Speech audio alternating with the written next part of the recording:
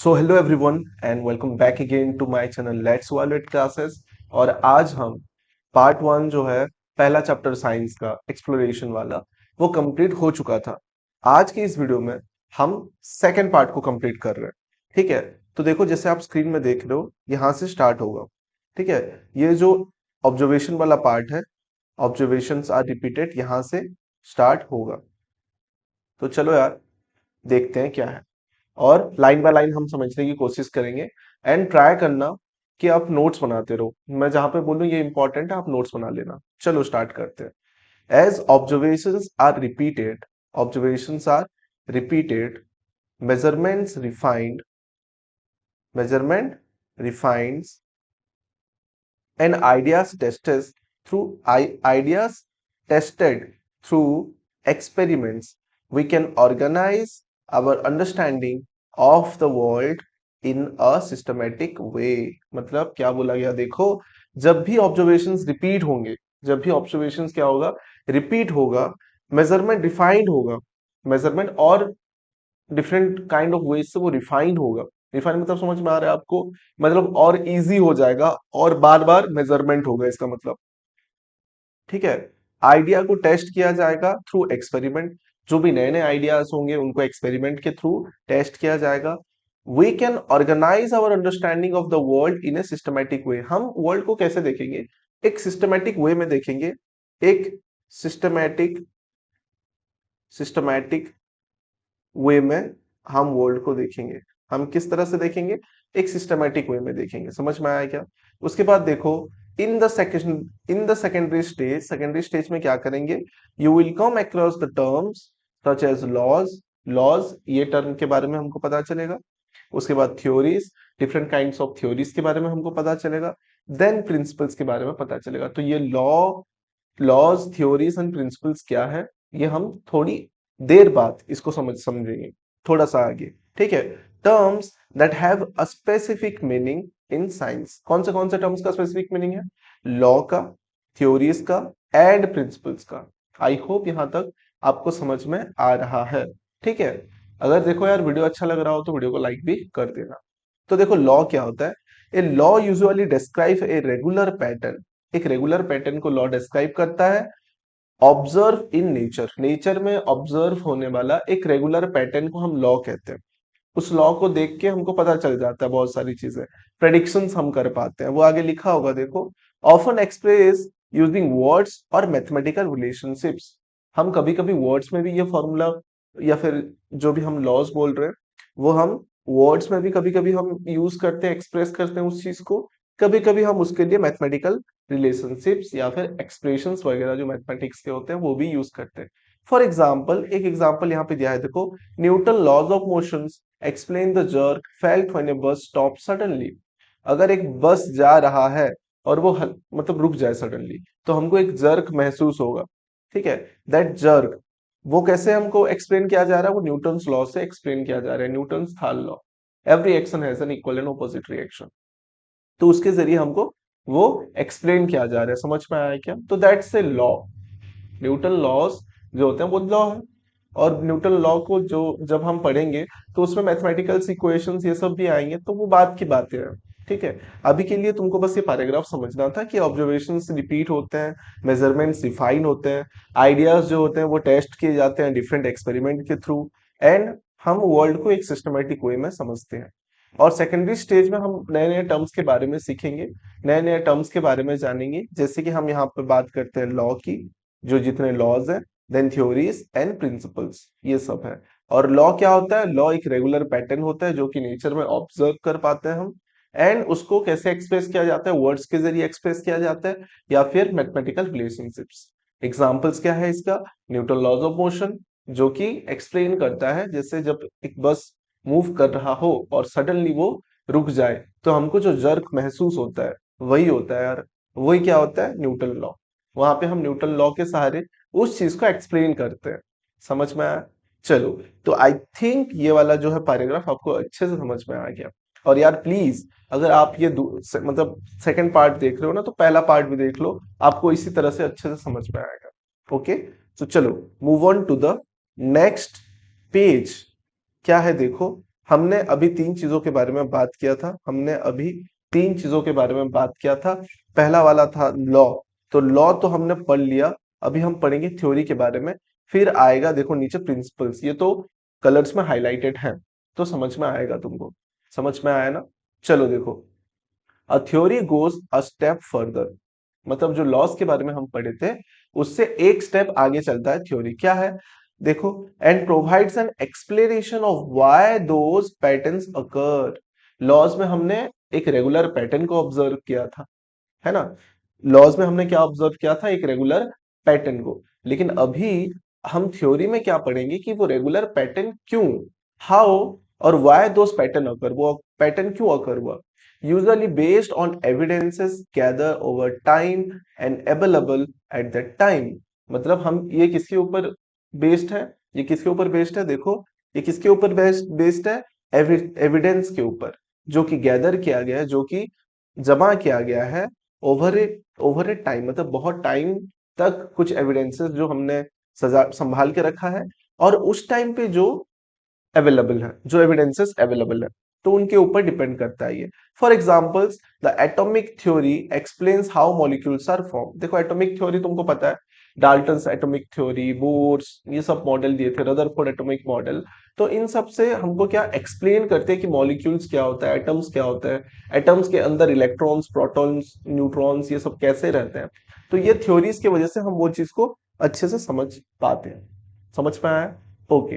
अभी देखो यार, तीसरा टर्म जो है, जो कि बहुत इंपॉर्टेंट है हमारे लिए, प्रिंसिपल क्या होता है? Principle are broad ideas that help us to make sense. ये ब्रॉड आइडियाज है जो कि हमको हेल्प करते हैं कुछ सेंस बनाने के लिए। कैसे? इन ए गिवन सिचुएशन, एक गिवन सिचुएशन में एक एग्जांपल है, देखो क्या है, the principle of conservation of energy is being applied when climbing of the stair. हम जब सीढ़ियां चढ़ रहे हैं, वहां पे conservation of law of conservation of energy लगता है। अब देखो law of conservation of energy क्या होता है, उसका डेफिनेशन है, energy neither be created nor be destroyed but it can only transfer from one form of energy to another form of energy. एक फॉर्म से दूसरे फॉर्म तक ये ट्रांसफर होता है, लेकिन कभी भी क्रिएट या फिर डिस्ट्रॉय नहीं हो किया जा सकता एनर्जी को। ठीक है, तो ये क्लाइंबिंग ऑफ स्टेयर्स के लिए भी वैलिड है। अब देखो नेक्स्ट पैराग्राफ क्या है, do remember that in science, a theory does not mean a guess or an untested idea. Science में कभी भी थ्योरी का मतलब ये नहीं होता कि वो गैस है किसी का, किसी ह्यूमन बीइंग का गैस है, बस तुक्का लगा दिया, ऐसा नहीं है। ठीक है, या फिर अनटेस्टेड आइडिया नहीं है। अनटेस्टेड आइडिया का मतलब ऐसा आइडिया जो कि टेस्ट ही नहीं किया गया, जिसका कि मतलब एक्सपेरिमेंट वगैरह नहीं किया गया। समझ में आ रहा है? उसके बाद देखो, it is an explanation based on careful testing. ये किस तरह का एक्सप्लेनेशन है? केयरफुल टेस्टिंग का, and critical examination. Careful test भी किया गया केयरफुली, और क्रिटिकल एग्जामिनेशन के बाद जो आता है वो थ्योरीज निकल के आते हैं। समझ में आ गया? So it is not just a gas, मतलब गैस नहीं है, तुक्का नहीं है, या फिर अनटेस्टेड आइडिया नहीं है। तो चलो यार आगे देखते हैं। These ideas are always open to improvement and often change as new evidence become available। ये आइडियाज जो है देखो, ये ओपन है, ये खुले हुए हैं इंप्रूवमेंट के लिए। ठीक है, ये आइडिया ऐसा नहीं है कि हाँ यही आइडिया हमेशा यूज होगा, ऐसा नहीं हो रहा। ये आइडिया जो है हमेशा इंप्रूवमेंट के लिए ओपन है, कभी भी इनका इंप्रूवमेंट किया जा सकता है। कब किया जाएगा? Often changes change as new evidences become available. ये चीजें चेंज होंगी तब जब न्यू एविडेंसेस के बारे में पता चलेगा। जब न्यू एविडेंसेस के बारे में मतलब हमको जानकारी मिलेगी, तब हम वो जो पुराने एविडेंसेस के बलबूते पे या फिर उसके हेल्प से जो थ्योरी हमने दिया था उसको चेंज कर दिया जाएगा। समझ में आ गया? चलो यार आगे बढ़ते हैं। This is a key feature of science that make it reliable. ये की फीचर है जिसकी वजह से हम new with respect to new evidences हम क्या करते हैं, उसको चेंज कर देते हैं। देखो उसके बाद है नेक्स्ट पैराग्राफ क्या है, one of the most remarkable strength of science is its ability to make predictions. Science का एक स्ट्रेंथ क्या है, रिमार्केबल स्ट्रेंथ क्या है? Prediction, ability to prediction. मतलब ये इस तरीके से हो रहा है तो ये आगे चल के ऐसा होगा। ये जो प्रेडिक्शन है, ये साइंस का प्रेडिक्शन है, और ये साइंस पे हो सकता है, और ये एक रिमार्केबल स्ट्रेंथ है। बहुत अच्छा स्ट्रेंथ है साइंस का। क्यों? क्योंकि साइंस के बलबूते पे हम आगे कुछ भी चीज हो रहा हो या फिर होने वाला हो तो उसको हम प्रेडिक्ट कर सकते हैं बहुत सारी चीजों को, वेदर फोरकास्टिंग में या फिर अर्थक्वेक वगैरह, ये सब साइंस से रिलेटेड है, साइंस की वजह से ही हम प्रेडिक्ट कर पा रहे हैं। ठीक है, देखो, when laws, theories and models are well established, they allow us to anticipate what will happen under new different conditions। जब लॉज, थ्योरीज, मॉडल्स ये सब अच्छे से एस्टेब्लिश हो तो वो हमको क्या करता है, हमको अलाउ करता है कि हमको ये पता चले कि what will happen under different condition, दूसरे दूसरे कंडीशंस पे क्या हो सकता है, what are the possibilities, what are the probabilities, इन सब के बारे में हमको बताता है। Before we can perform an experiment, and in many cases, even if we cannot perform an experiment, using ideas about motion, we can predict how far a cricket ball, football will travel. Using knowledge of chemical reaction, we can estimate how much carbon dioxide will be produced। समझ में आया? अब देखो यहाँ पे फिर से क्या बोल रहा है, मैं थोड़ा सा पढ़ रहा हूँ। आइडिया, जैसे मान लो यहाँ पे कुछ चीजों को हम परफॉर्म नहीं कर सकते एक्सपेरिमेंट को, कुछ कुछ एक्सपेरिमेंट्स को हम कर सकते हैं बट काफी एक्सपेरिमेंट्स को हम नहीं कर पाएंगे। तो उसके बारे में कैसे मतलब पता चलेगा बिना एक्सपेरिमेंट करके? देखो, आइडिया को हम यूज करेंगे, जैसे कि मोशन के बारे में, मोशन के बारे में अगर हमारे पास आइडिया तो हम प्रेडिक्ट क्या कर सकते हैं कि कितना दूर जाएगा जब एक बॉल को हम इतना फोर्स से किक करेंगे। समझ में आया? फिर using knowledge of chemical reaction हम ये भी पता कर सकते हैं कि एस्टिमेटेड, और एस्टिमेट मतलब हम पता लगा सकते हैं, तुक्का मतलब करीब करीब बोल सकते हैं कि कितना कार्बन डाइऑक्साइड प्रोड्यूस होगा।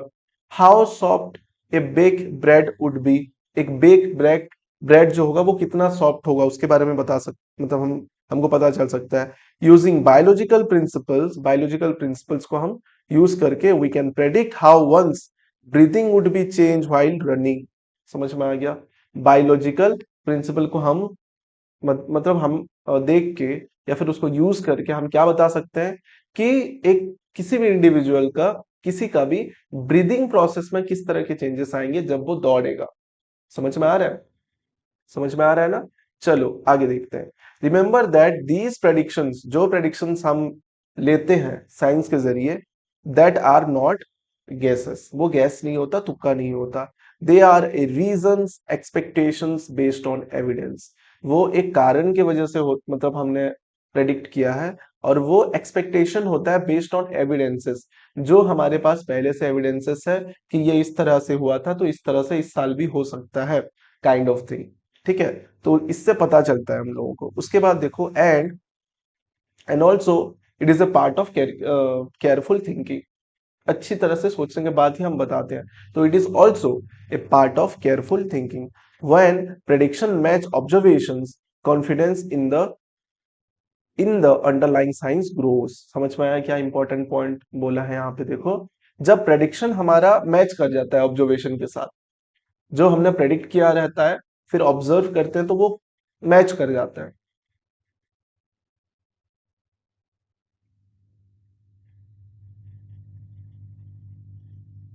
सॉरी यार, तो वो मैच कर जाता है।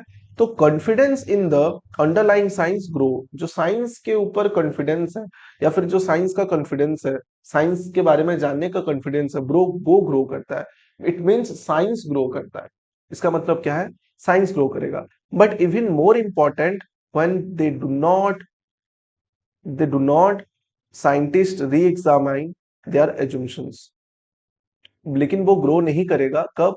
जब वो मतलब जो साइंटिस्ट होते हैं वो री एग्जामाइन नहीं करेंगे उनके एज्यूम्पशंस को री एग्जामाइन करना भी उतना ही इंपॉर्टेंट है। समझ में आ गया? उनका जो मॉडल्स है उनको भी री एग्जामाइन करेंगे, फिर मेजरमेंट को भी फिर से मेजरमेंट करेंगे। In this way prediction is a powerful tool. इस तरीके से प्रेडिक्शन को हम एक पावरफुल टूल की तरह ले सकते हैं, that derives further exploration and deeper understanding of the world. मतलब जो कि क्या हेल्प करेगा? फर्दर एक्सप्लोरेशन, एक्सप्लोरेशन मतलब ढूंढना, उसको ढूंढने में, साइंस को आगे ढूंढने में हेल्प करेगा। एंड डीपर अंडरस्टैंडिंग, और गहराई से हमको चीजों को समझने के लिए ये हेल्प करेगा, मतलब दुनिया को समझने के लिए ये हेल्प करेगा। तो चलो यार आगे बढ़ते हैं। देखो, आगे बढ़ के हम क्या करेंगे, हाउ टू चेक प्रेडिक्शन, हम प्रेडिक्शन को कैसे चेक करेंगे उसके बारे में दिया गया है। क्या दिया गया है, हम प्रेडिक्शन को किस तरह से चेक करेंगे। पॉज एंड पॉन्डर है यहाँ पे साइड में, ये पढ़ लेना, मैं प्रेडिक्शन के बारे में दिया है, इसको मैं बता देता हूँ। देखो यहाँ पे क्या लिखा है, think of A prediction you and your family made recently, ठीक है, was it based on evidences reasoning mainly gas work, मतलब अगर मान लो हमने रिसेंटली कुछ प्रेडिक्ट किया होगा हमारे फैमिली में, एग्जांपल यहाँ पे दिया गया है एक, जैसे मान लो outcome of a cricket match, एक क्रिकेट मैच का outcome based on their performances, कि देखो ये किस तरह से खेल रहे हैं तो लगता है कि ये लोग जीत जाएंगे, ठीक है। अभी तो आईपीएल का सीजन चल रहा है तो काफी बच्चे मतलब आईपीएल में बैठ के बोलते होंगे ये मेरा टीम है, ये मेरी टीम है, ये जीतेगी, ये होगा वो होगा। तो वो प्रेडिक्शन हम कैसे करते हैं, वो तुक्का मारते हैं या कुछ चीज को हम ऑब्जर्व करके स्टडी करके वो प्रेडिक्शन देते हैं, ठीक है। How can scientific thinking improve such predictions, क्या साइंटिफिक थिंकिंग जो है किस, मतलब कोई भी तरह का प्रेडिक्शन जो हम करते हैं उसमें हेल्प करेगा क्या, ठीक है, इंप्रूव हो सकता है क्या, उसके बारे में पूछा है। But apart from all this things, let us come to our example 1.2।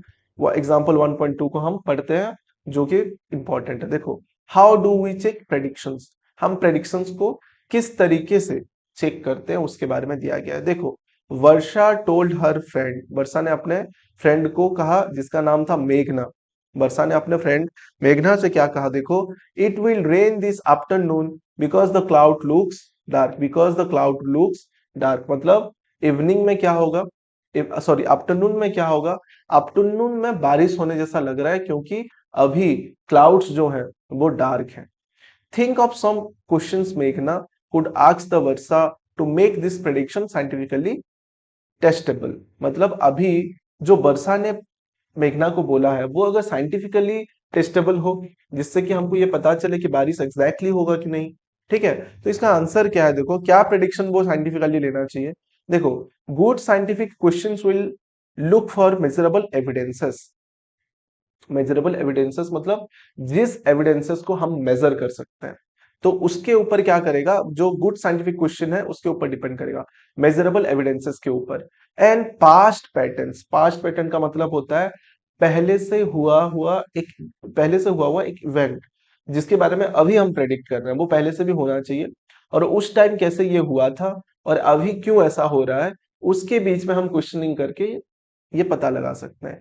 Question तो इस सिंपल यस और no answer are usually not so useful, अगर हम यस नो से आंसर पूछेंगे तो वो उतना यूजफुल नहीं होगा हमारे लिए, वो उतना यूजफुल नहीं होगा। सो मेघना could ask Varsha questions like, वो क्या क्वेश्चन पूछ सकता है या पूछ सकती है, देखो, दीज आर जस्ट एग्जांपल्स, ये एग्जांपल्स है। देखो जैसे कि पहला question, what was the condition of the sky when it rain the last time, last time जब बारिश हुआ था, लास्ट टाइम जब बारिश हुआ था तो स्काई का कंडीशन कैसा था, ये पहला क्वेश्चन हम पूछ सकते हैं। दूसरा, what is the humidity today, आज मौसम मौसम का ह्यूमिडिटी कैसा है, वाटर वेपर्स कितने प्रेजेंट है, ये ह्यूमिडिटी कैसा है। Was it above 80%, the last time it rain, last time जब बारिश हुआ था क्या उसका 80% भी है, तभी तो हम बोलेंगे कि अभी भी बारिश होगा, ठीक है। What is today's wind speed and direction, आज का विंड स्पीड मतलब हवा का बहाव जो है वो कितना, उसका स्पीड कितना है और किस डायरेक्शन से वो बह रहा है, ये सब क्वेश्चंस हम पूछ सकते हैं। उसके बाद देखो, is the temperature dropping like it did before the recent rains, इससे पहले जो रेन हुआ था, जो बारिश हुआ था, क्या वहां पे जिस तरीके से टेम्परेचर रिड्यूस हो रहे थे अभी भी उसी प्रकार से हो रहा है। Questions like this ask about the measurable data and past pattern which go beyond मियर could ask the dark looks dark, समझ में आ गया। तो क्यों डार्क है हमारा क्लाउड्स, क्लाउड्स क्यों डार्क है, हम ये मेजरेबल डाटा से या फिर पास्ट पैटर्न से हम पता लगा सकते हैं। आई होप यार ये पैराग्राफ भी तुमको अच्छे से समझ में आया हो, ठीक है, बहुत अच्छे से। उसके बाद थोड़ा सा आगे चलते हैं, go ready to go beyond, ये एक है यहाँ पे सेक्शन, इसको देखो, ready to go beyond, why do weather forecast sometimes go wrong, क्यों कभी कभी वेदर फोरकास्ट जो होता है, वेदर फोरकास्टिंग जो होती है वो रॉन्ग चला जाता है या रॉन्ग हो जाता है, देखो क्यों। Weather depends on many changes factor, changing factor, weather जो है वो बहुत सारे चेंजिंग फैक्टर्स के ऊपर डिपेंड करता है। फॉर एग्जांपल टेम्परेचर चेंज होगा तो वेदर चेंज होगा, प्रेशर, ह्यूमिडिटी एंड विंड, इन सब चीजों के चेंज होने से वेदर के ऊपर इंपैक्ट आता है, वेदर भी चेंज होता है। So whether forecast use measurement and models, but very tiny differences in condition can grow over time and lead to something completely different। मतलब यहाँ पे ये लिखा गया है कि छोटे छोटे जो डिफरेंस कंडीशंस हैं वो धीरे धीरे बड़े होकर टाइम के साथ क्या कर सकते हैं, कंप्लीटली डिफरेंट कुछ हो सकता है उसकी वजह से। ठीक है, this is why forecast are usually reliable for a few hours और even few days, but less certain further into the future. मतलब इसीलिए जब फोरकास्टिंग की जाती है वो कुछ घंटे के लिए या फिर कुछ डेज के लिए हो सकता है सही, बट उसके बाद वो फ्यूचर में लेस सर्टन होगा, हो भी सकता है नहीं भी हो सकता है, उसके ऊपर डिपेंड करेगा। ठीक है, चलो पेज नंबर 4 भी तुम्हारा हो गया। अभी देखो यहाँ पे यहाँ से स्टार्ट होगा। ठीक है, आई होप यार तुमको सारा कुछ धीरे धीरे समझ में आ रहा है। देखो, even the most successful scientific theories have limits and may fail when new conditions are explored और when measurement becomes more। मतलब जो कि बहुत सक्सेसफुल साइंटिफिक थ्योरीज है, ठीक है, बहुत साइंटिफिक थ्योरी, जैसे कि आइंस्टाइन ने कुछ बता दिया, बोर्स ने कुछ बता दिया, तो ये लोग जब बता रहे हैं कुछ, तो उस जगह पे वो जो मेजरमेंट है वो भी ज्यादा अच्छे से नए कंडीशन में एक्सप्लोर कर सकते हैं, और ये पुराना वाला जो है इनका भी कुछ लिमिट है, ये भी कुछ फेल हो सकता है, ये जो पुराने वाले मॉडल्स हैं जो साइंटिस्ट लोगों ने दिया था। ठीक है, प्रिसाइज, देखो, precise such failures are not a weakness of science, ये सब साइंस के वीकनेस नहीं है। क्यों, क्यों नहीं है? In fact they are its greatest strength, ये साइंस का क्या है, ग्रेटेस्ट स्ट्रेंथ है, उसका ताकत है। क्यों ताकत है?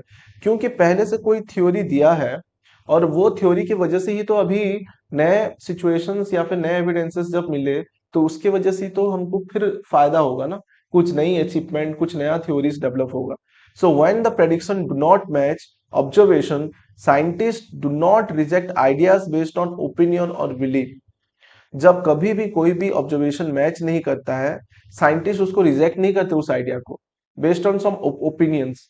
ठीक है, वो रिजेक्ट नहीं करते, और बिलीव उससे रिजेक्ट नहीं करते, but only on evidences. No scientific theory is ever final and known beyond beyond question.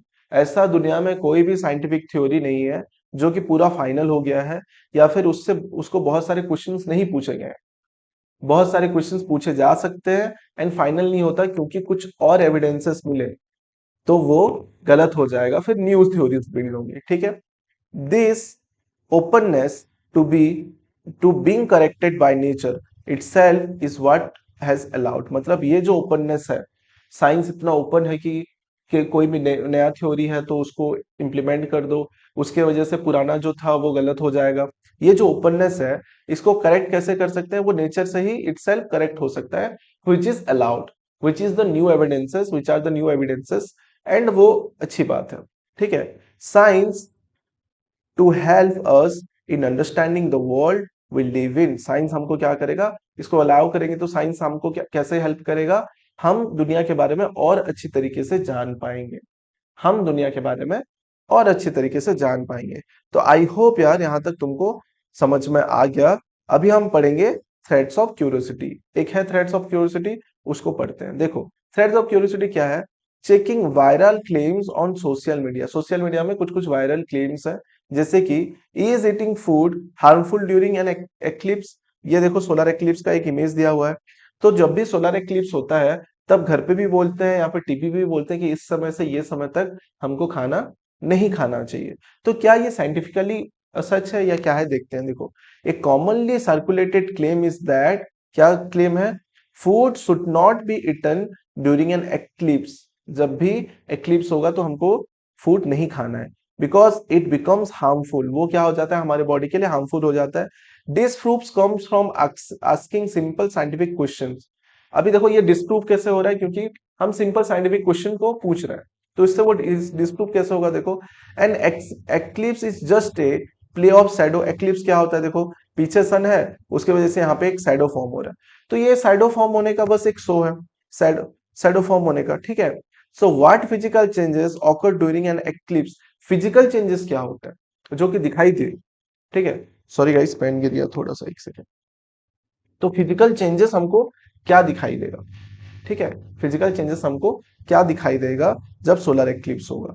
Does the temperature changes significantly? क्या इसके वजह से टेम्परेचर सिग्निफिकेंटली चेंज होता है?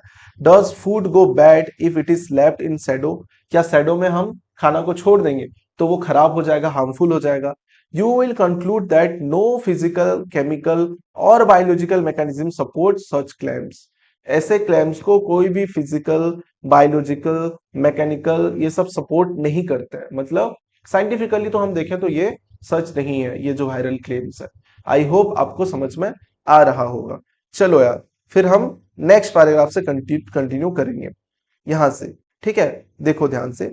As you continue your journey through science in grade 9 and 10, हम जब क्या करेंगे, हमारा जर्नी को शुरू करेंगे, ये साइंस का जर्नी को शुरू करेंगे ग्रेड 9 और 10, मतलब 9th और 10th में। You will grateful to develop habits of thinking that are useful far beyond the classroom. तो वो क्या करेगा, वो हेल्प करेगा डेवलप करने में। क्या? हैबिट ऑफ थिंकिंग, एक सोचने का हमको हैबिट पड़ेगा उसकी वजह से, जो कि हमको कैसे यूजफुल होगा? क्लासरूम के बाहर भी वो यूजफुल होगा। हम अच्छी तरीके से कोई भी चीज को सोच के उसके बारे में प्रेडिक्शन कर सकते हैं, एविडेंसेस या फिर न्यूज जो चीजें हैं वो जान सकते हैं उसके बारे में। A helpful strategy is to be first understand the situation being studied. कोई भी सिचुएशन को पहले हम क्या करेंगे, स्टडी करेंगे अच्छे से। Then identify their quantities that matters. उसके बाद हम उस क्वांटिटीज को क्या करेंगे, आइडेंटिफाई करेंगे जो कि मैटर करता हो उस सिचुएशन में। Finally, make a rough estimated to check estimate to check whether an answer makes sense. उसके बाद हम क्या करेंगे, एस्टिमेट करेंगे, तुक्का लगाएंगे, प्रेडिक्शन करेंगे, क्या करेंगे, चेक करेंगे whether answer makes a sense और नॉट। उसका आंसर एक सेंस बनाता है नहीं, उसके बारे में हम चेक करेंगे। ठीक है, exact value are not always necessary. Exact value हमको कभी भी नहीं चाहिए होता है, especially in the early stage of reasoning. Early stage of reasoning में हमको उतना एग्जैक्टली डाटा या कुछ ये सब नहीं चाहिए होता है। Often N approximate estimate is enough. Approximately हमको जो वैल्यूज है वो भी अगर पता चलेगा तो वो मोर देन एनफ है to tell us whether a result is reasonable और इम्पॉसिबल। तो हमको एक रफ आइडिया भी मिल जाएगा, तो उससे हमको ये पता चल जाएगा कि वो रिजनेबल है या वो इम्पॉसिबल है। ठीक है, learning to estimate helps you to build intuition, detect errors and develop confidence. अगर हम जब ये हैबिट ऑफ थिंकिंग जो हमने अभी यहाँ पे पढ़ा था, हैबिट ऑफ थिंकिंग ये डेवलप करते हैं तो वो क्या हेल्प करेगा, एरर्स को डिटेक्ट करने में हेल्प करेगा। ठीक है, कॉन्फिडेंस डेवलप करेगा हमारे थिंकिंग का। Since the value careful reasoning perhaps much more than accurate calculations. क्योंकि साइंस में जो कुछ वैल्यूज होते हैं वो केयरफुली अगर हम रीजनिंग के थ्रू वो निकालें तो वो much more than accurate calculation होता है, मतलब एक्यूरेट कैलकुलेशन से भी वो बहुत अच्छा होता है। चलो यार, आगे पढ़ते हैं यहाँ पे। Ready to go beyond, ready to go beyond. चलो, तो यार ready to go beyond. How much rice would feed a family of 4 for a month? मतलब 4 जनों का अगर एक फैमिली है तो एक मंथ में कितना राइस चाहिए होगा, वो कितना राइस कंज्यूम करेंगे? आओ देखते हैं क्या है। To make a rough estimate, यहाँ पे हम एस्टिमेट करेंगे, रफली एस्टिमेट अगर करेंगे। Assume that all their calories need needs come from the rice alone. हम सोच लेते हैं कि उनका सारा जो कैलोरी नीड है वो कहां से आ रहा है, वो राइस से आ रहा है। वो पहला पॉइंट हमने ये कंसिडर कर लिया। ठीक है, तो एवरेज एडल्ट कितना खाते हैं, मतलब कितना उनका नीड होता है, 2000 to 2500 किलो कैलोरीज। ठीक है, पर डे, एक दिन में इतना होता है। पर डे कितना होता है, यहाँ पे देखो पर डे कितना हो रहा है, 2000 to 2500, इतना हो रहा है पर डे। ठीक है, अभी देखो, find out how many calories 100 gram of uncooked rice provide when cooked and use this to estimate the daily requirement for the family. मतलब यहाँ पे ये बोला गया है कि कितना calorie 100 gram of uncooked rice वो कैलोरीज प्रोवाइड करेगा। 100 ग्राम ऑफ अनकुक्ड राइस, ठीक है, after cooked, when cooked, and use this estimate use this to estimate daily requirement for the family। daily requirement जो फैमिली का daily requirement है उसको predict करने के लिए या एस्टिमेट करने के लिए इसका हेल्प लेना है हमको। The aim is not to get exact number, यहाँ पे हमारा एम जो है वो एग्जैक्ट नंबर निकालना नहीं है, but to check whether the answer makes a sense as 100 gram for a month is clearly too little. तो यहाँ पे हमारा जो आंसर है 100 ग्राम हम लेके चल रहे हैं, ठीक है, फॉर ए मंथ, ये तो बहुत कम है, बहुत ही कम है, ठीक है। While a few turns is a far too much, और अगर हम टन्स में बात करेंगे तो वो तो बहुत ज्यादा हो जाएगा।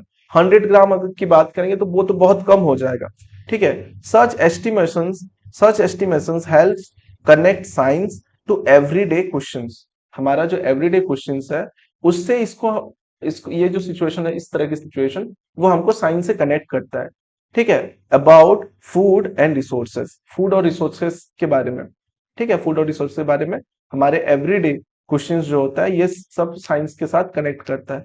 And so why approximate reasoning is an important scientific skill, ठीक है। एंड हमको ये बताता है कि व्हाई अप्रोक्सीमेट रीजनिंग, या फिर हम जो तुक्का लगा रहे हैं यहाँ पे, एस्टिमेट कर रहे हैं, वो क्यों एक इंपॉर्टेंट साइंटिफिक स्किल है, उसके बारे में ये बता रहा है, ठीक है। Move on to the next page.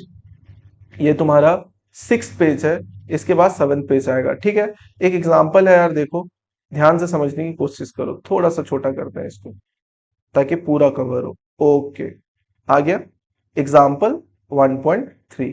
आओ यार, estimate how many litres of air you breathe in one day. एक दिन में हम कितना एयर ब्रीथ करते हैं, ठीक है, वो एस्टिमेट करना है। यहाँ पे क्या एस्टिमेट करना है, एक दिन में हम कितना एयर लेते हैं। Start by estimating how many breath you take per minute.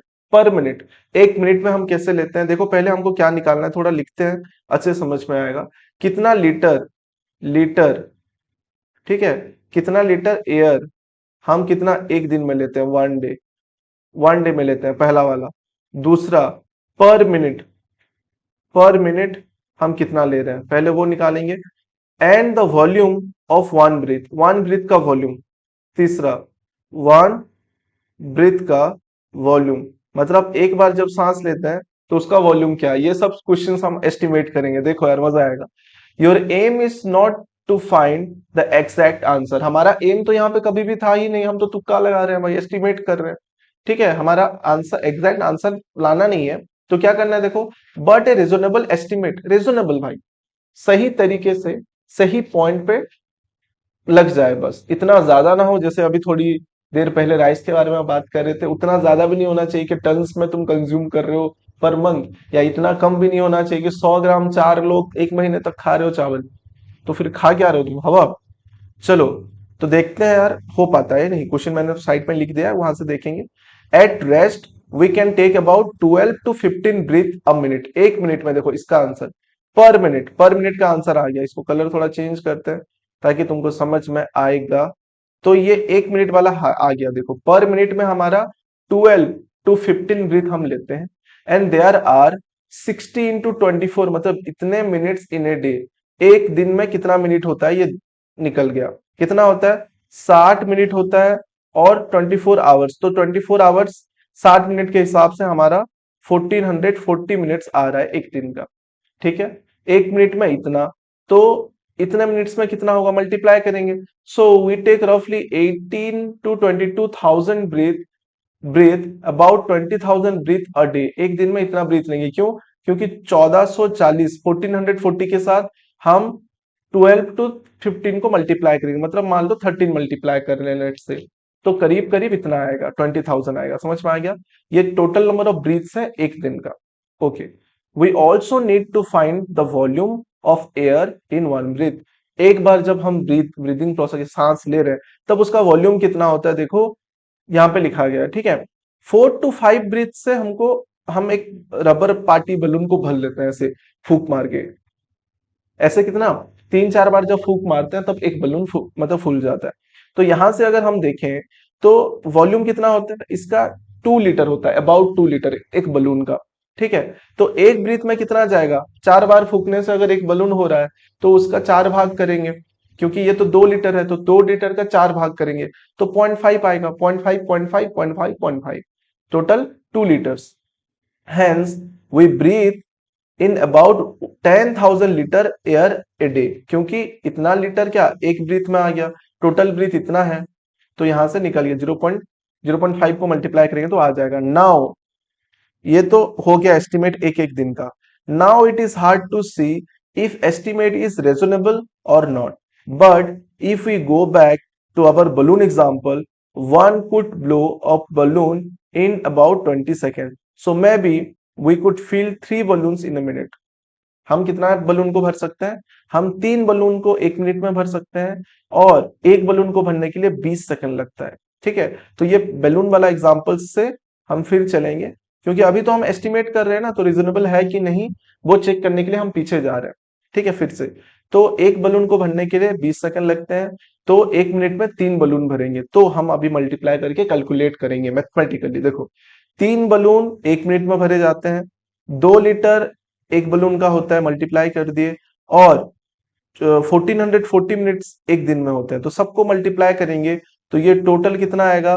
8640, 8640 litres, इतना आ गया volume, which is for estimation purpose is reasonably, वो एस्टिमेशन के लिए था, और जो हमने पहले से एस्टिमेट किया था उसके करीब ही है। पहले से हमने 10,000 एस्टिमेट किए थे, मतलब 10,000 एस्टिमेट किए थे, अभी वो निकल के आ रहा है 8,640, जो कि अप्रोक्सीमेटली करीब करीब ही है, 10,000 के अप्रोक्स ही है 8,640। ठीक है, ये इसके साथ अप्रोक्स ही है, मतलब हमने जो एस्टिमेशन किया था वो करीब करीब सही था। समझ में आ गया? चलो यार, अभी एक पॉज एंड पोंडर को पढ़ते हैं, ये भी इंपॉर्टेंट है। ठीक है, क्या दिया है देखते हैं। देखो, चलो देखो, describe one situation where an approximation answer is good enough and once where you would need a very exact value। यहाँ पर ये बोला गया है कि हमको एक सिचुएशन को क्या करना है, डिस्क्राइब करना है, जहां पर कि एक सिचुएशन ऐसा होगा जहां पर कि एस्टिमेट करने से वो अप्रोक्सीमेट आंसर जो है वो मोर देन एनफ है, गुड गुड है, अच्छा है, गुड एनफ है। बट एक जगह ऐसा होगा जहां पर हमको वेरी एग्जैक्ट वैल्यू देना पड़ेगा, पूरा एग्जैक्टली वैल्यू को देना पड़ेगा। तो क्या है देखो, after grade 10 if you decide to study science, अगर 10वीं कक्षा के बाद आप साइंस लेते हो, it will be divided into branches like physics. तो उसके बाद क्या होगा, 12th में बहुत सारे ब्रांचेस में डिवाइड होता है, जैसे कि हो गया फिजिक्स है, केमिस्ट्री है साइंस का, बायोलॉजी है, अर्थ अर्थ साइंस है, and even in grade 9 and 10 the chapters you have will focus on some of this areas. मतलब यहाँ पे ग्रेड 9th और 10th में भी इन सब के कुछ कुछ पार्ट्स हम पढ़ रहे हैं डिफरेंट, एक साइंस बुक में हमारा, साइंस बुक में जो है, साइंस बुक में हम फिजिक्स केमिस्ट्री बायो ये सब के बारे में थोड़ा थोड़ा पढ़ रहे हैं। ठीक है, अभी भी। So we have highlighted some of the exciting things you may learn about in the next level of boxes। यहाँ पे boxes तो है, या फिर जो भी आगे तुम पढ़ोगे उसके बारे में बात कर रहा है। However, do remember that the natural world does not have any such boundaries। Natural world का कुछ भी बाउंड्रीज नहीं है, जिस तरह से हमारे लिए कुछ बाउंड्री है कि ये यहाँ तक पढ़ना है, ये रीजन तक ये करना है, ये वो, ऐसा नेचुरल वर्ल्ड में कोई भी बाउंड्री नहीं है। These divisions are made by us to only help organise knowledge, ये हमने ही बनाया है, खुद से बनाया है, जो कि ऑर्गेनाइज नॉलेज के लिए हेल्प करता है, which help us to learn in a organise way, organise knowledge के लिए। They are not independent of each other, वो इंडिपेंडेंट नहीं है, सब कुछ जुड़ा हुआ है। Most of the real world problem today, most of the real world problem है ये। ठीक है, सच एज अंडरस्टैंडिंग क्लाइमेट, मतलब आजकल के जमाने में जो रियल वर्ल्ड प्रॉब्लम क्या है देखो, understanding climate change, climate change को जानना, डेवलपिंग मेडिसिन, मेडिसिन को डेवलप करना, डिजाइनिंग सस्टेनेबल टेक्नोलॉजी, फ्यूचर के लिए जो संभाल के रखेंगे ऐसे technology, require ideas for several discipline, कुछ कुछ डिसिप्लिन के लिए आइडिया। ठीक है, टुगेदर द साइंस, टुगेदर मतलब एक साथ। चलो आगे देखते हैं।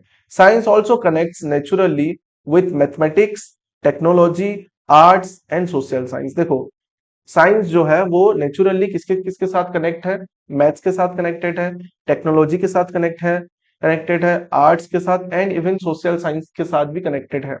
To make sense of the world fully, we need to connect multiple ways of knowing and expressing ideas, हमको मल्टीपल वेज पता होने चाहिए आइडिया को एक्सप्रेस करने का।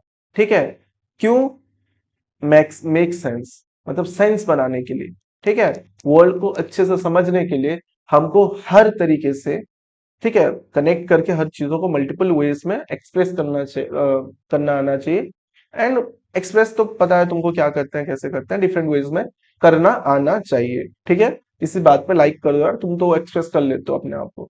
Each enriching the other, each enriching other मतलब हर एक दूसरे से ज्यादा बेटर वे हो सकता है, या उसमें डिफरेंसेस भी हो सकते हैं, that depends upon that thing. उसके बाद देखो पॉज एंड पोंडर, और एक चीज है यहाँ पे, क्या दिया है बस पढ़ते हैं, उसके बाद हमारा लास्ट पेज रहेगा, ये चैप्टर हो जाएगा तुम्हारा कंप्लीट। ठीक है, चलो यार देखते हैं। देखो, पॉज एंड पोंडर क्या है? Choose a real life object, में बी प्रेशर कुकर और mobile phone. Real life object ले लेंगे, जो भी प्रेशर कुकर होगा या फिर मोबाइल फोन होगा, और ए प्रॉब्लम, में भी ट्रैफिक जाम और नियर योर स्कूल। हाँ, प्रॉब्लम ऐसा लेना है लाइक ट्रैफिक जाम, और ये make sketch listing what kind of ideas from physics, chemistry and biology, earth science और मैथमेटिक्स आर इन्वॉल्व। इन सब जगह पे, यहाँ पे जो पहला हमने एक प्रॉब्लम लिया जो कि ट्रैफिक जाम है हमारे स्कूल के पास, एंड दूसरा प्रेशर कुकर और मोबाइल फोन लिया, एक रियल लाइफ ऑब्जेक्ट। तो यहाँ पे किस तरीके से physics, chemistry, biology, earth science और मैथमेटिक्स इवॉल्व है, वो हमको बताना है। ठीक है, so how at least two branches of science connect with your example. ये खुद सोचो यार, ये खुद सोचो, बहुत सारे ऐसे एग्जाम्पल्स हैं, बहुत सारे ऐसे एग्जाम्पल्स हैं जिसमें कि डिफरेंट डिफरेंट ब्रांचेस जैसे फिजिक्स, केमिस्ट्री, ये सब मर्ज होकर होता है। ठीक है, एक सिंपल सा मैं यहाँ पे केमिस्ट्री के बारे में बताऊं तो इलेक्ट्रोकेमिस्ट्री, देखो इलेक्ट्रोकेमिस्ट्री एग्जांपल एक दे ही देता हूं। इलेक्ट्रोकेमिस्ट्री में क्या होता है, इलेक्ट्रिसिटी, और इलेक्ट्रिक मतलब ये फिजिक्स का भी पार्ट होता है और ये केमिस्ट्री का भी पार्ट होता है, शॉर्ट में लिखा हूं। जैसे कि इलेक्ट्रोलिसिस, इलेक्ट्रोलिसिस का क्या प्रोसेस है, पता है, एनोड कैथोड प्लेटिंग जो होता है, इसमें हम क्या करते हैं, एनोड कैथोड जो होता है इससे एक बैटरी को भी जोड़ते हैं, मतलब current which is a part of physics, and यहाँ पे केमिकल्स देते हैं, तो वो केमिस्ट्री, तो बोथ का है। ठीक है, बहुत सारे ऐसे चीजें हैं जो तुमको पता भी है, खुद सोचो, try to discuss among your friends. चलो यार आगे बढ़ते हैं। ठीक है, this is the last page, और बहुत छोटा सा पैराग्राफ बचा हुआ है। ठीक है, रेडी टू गो बियॉन्ड, आगे बढ़ते हैं। देखो क्या है, how does a mask really works, जो मास्क हम पहनते हैं कोरोना के टाइम पे, कोविड कोविड 19 के टाइम पे जब हमने मास्क लगाया था बचने के लिए, ठीक है, वायरस से, वो कैसे काम करता है देखो। Solving real problems requires knowledge from several branches of science, several branches of science से हमको हेल्प लेना पड़ेगा अगर हम रियल वर्ल्ड प्रॉब्लम को सॉल्व करना चाहते हैं। ठीक है, समझ में आया? रियल वर्ल्ड प्रॉब्लम है उसको तुम सॉल्व करना चाहते हो तो हमको बहुत सारे ब्रांचेस से आइडिया लेना पड़ेगा, नॉलेज रखना पड़ेगा। ड्यूरिंग कोविड 19 पेंडेमिक, सबको पता है कोरोना महामारी क्या है, कोविड 19 पेंडेमिक क्या है, we all use mask for safety, हम सब ने मास्क लगाया था कहीं ना कहीं। ठीक है, हम सब ने मास्क लगाया था हमारे सेफ्टी के लिए, हम सब ने मास्क लगाया था हमारे सेफ्टी के लिए। Understanding how a mask works requires concept from physics, हम फिजिक्स के कॉन्सेप्ट को वहां पे यूज होता है फिजिक्स का कॉन्सेप्ट। ठीक है, वहां पे क्या होता है, फिजिक्स का कॉन्सेप्ट यूज होता है। कैसे यूज होता है देखो मार्क्स में फिजिक्स का concept, particles motion and electrostatic attraction, particle का मोशन, यहाँ पे मैं मार्क्स लगाऊंगा तो पार्टिकल कैसे मूव करके जाएंगे, कैसे उसको कोई रोकेगा, वो तो फिजिक्स का पार्ट ना यार। उसके बाद केमिस्ट्री, केमिस्ट्री में क्या है देखो, properties of the polymer fibre, जिस मटेरियल से वो मार्क्स बना होगा वो मटेरियल जो है वो केमिस्ट्री के अंदर आएगा। समझ में आया?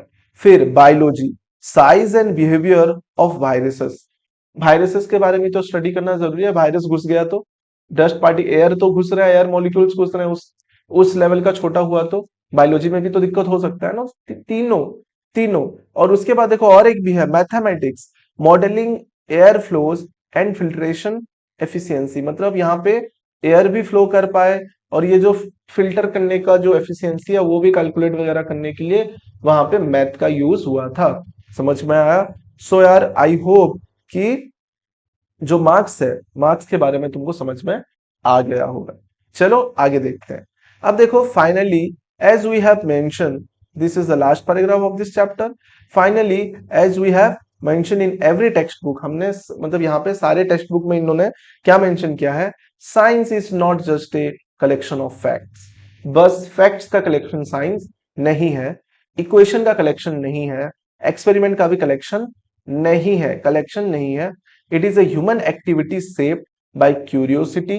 ह्यूमन एक्टिविटी है जिससे तुमको और जानने का चाह जो होता है, जो क्यूरियोसिटी होता है, और क्रिएटिविटी, तुम कितने क्रिएटिव हो उस फील्ड में, कोलाबरेशन मतलब मिल के काम करना, जो एक दूसरे का के साथ मिल के काम करना, एंड उसके बाद आता है केयरफुल क्वेश्चनिंग। तो ये एक ह्यूमन एक्टिविटी है, इन सब में इन सब का रोल है। देखो क्यूरियोसिटी का, क्रिएटिविटी का, कोलाबोरेशन का, एंड केयरफुल क्वेश्चनिंग का भी। ठीक है, it grows as people ask questions. जब पीपल नए नए क्वेश्चंस पूछेंगे, उसके आंसर्स आएंगे, तो ये ग्रो करेगा, मतलब साइंस ग्रो करेगा। ठीक है, test ideas, share result and learn from the mistakes. देखो आइडिया को टेस्ट करेंगे, रिजल्ट को शेयर करेंगे, एंड मिस्टेक से सीखेंगे, यही तो साइंस है।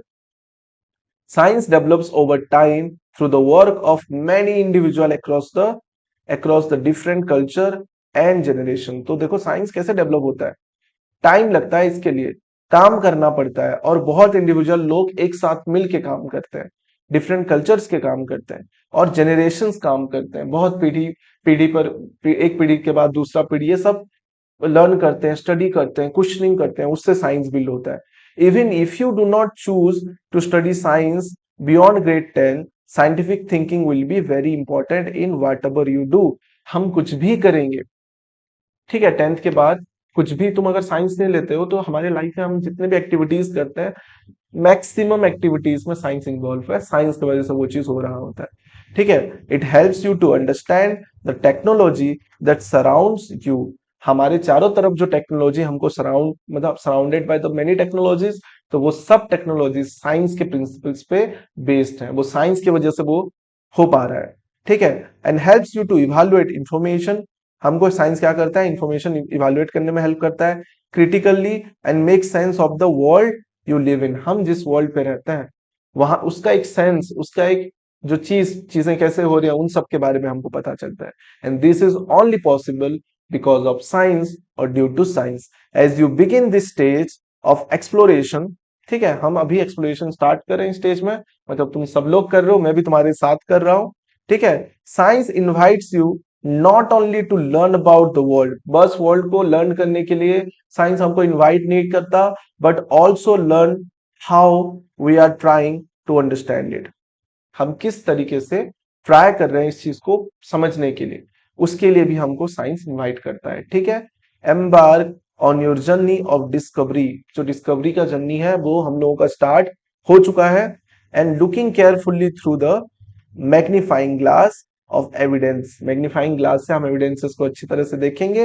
And guided by compass of curiosity. और हमारा जो जानने का चाह है, जो क्यूरियोसिटी है, वो यहाँ पे कंपास के साथ मतलब कंपेयर किया गया है। एंड इसी के साथ ये चैप्टर आपका कंप्लीट हो जाता है। आई होप आपको बहुत अच्छे से समझ में आया होगा। And guys, happy exploring. Video थोड़ा भी अच्छा लगा हो, यहां तक आपने देखा हो, तो thank you so much for watching. Channel को सब्सक्राइब कर दो और वीडियो को लाइक कर दो। मिलते हैं और एक इसी तरह इंटरेस्टिंग टॉपिक के साथ। और क्वेश्चंस मैं मैथ का भी कर रहा हूं यार, और एक व्हाट्सएप चैनल भी मैंने बनाया है जो कि डिस्क्रिप्शन में है, वहां से आप ज्वाइन कर सकते हो। That's it for today. Thank you so much for watching guys again, and मिलते हैं नेक्स्ट वीडियो पे। सी यू देयर।